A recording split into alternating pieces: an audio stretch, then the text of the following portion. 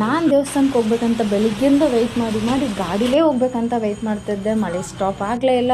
ಕೊನೆಗೆ ಕಾರಲ್ಲಿ ದೇವಸ್ಥಾನಕ್ಕೆ ಹೋಗಿದ್ದಾಯಿತು. ಅಲ್ಲಿ ನಿಂಬೆಹಣ್ಣು ದೀಪ 50 ರೂಪಾಯಿ ಕೊಟ್ಟು 5 ನಿಂಬೆಹಣ್ಣು ದೀಪ ತೊಗೊಂಡು ದೇವರಿಗೆ ದೀಪ ಹಚ್ಚಿ, ತುಂಬ ಕ್ರೌಡು, ಇನ್ಸೈಡ್ ಬಿಡಲ್ಲ ಔಟ್ಸೈಡೇ ದೀಪ ಹಚ್ಚಿ ಒಳಗಡೆ ಹೋಗಿದ್ದಾಯಿತು.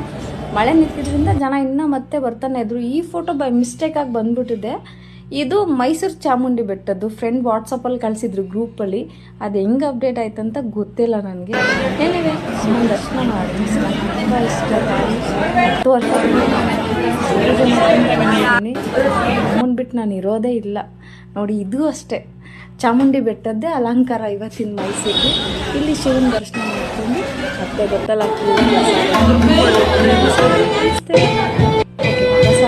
ಪ್ರಸಾದ ಕೊಟ್ಟು ಈಸ್ಕೊಂಡು ತಿಂದ್ಕೊಂಡು ಮತ್ತೆ ಮಳೆ ಸ್ಟಾಪ್ ಆಗಿತ್ತು. ಆಚೆ ಬಂದು ಒಂದು ಸ್ವಲ್ಪ ವೀಡಿಯೋ ಅಲ್ಲೆಲ್ಲ ನೋಡಿಕೊಂಡು ಮತ್ತೆ ಹೊರಟು ಮನೆಗೆ ಬಂದಿದ್ದಾಯಿತು.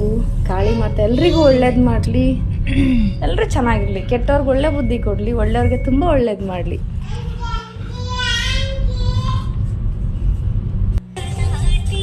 ಒಳ್ಳೆ ಸಾಂಗ್ ಬರ್ತಾ ಇತ್ತು ಕಾರಲ್ಲಿ, ಆದರೆ ಇದ್ರಲ್ಲಿ ಬರ್ತಿಲ್ಲ.